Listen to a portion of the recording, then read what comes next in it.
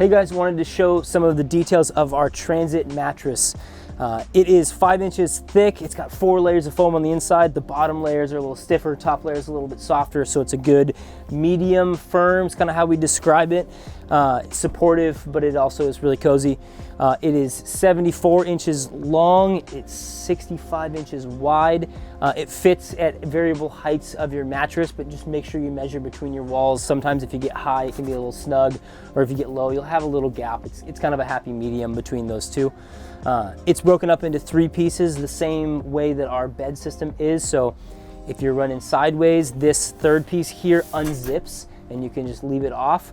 Or if you have your mattress stacked back to be out of the way when you're using floor space in your van, it folds up and stacks on top really easy. Your bed can come back out and be ready to sleep in 30 seconds or so.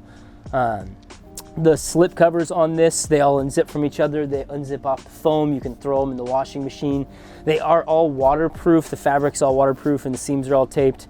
The top of this is a hydrophobic micro suede, really soft to touch, really comfy, but also a great material. If you guys got any questions or anything else you're curious about, need help with anything, hit us up at customer service. We'd love to help.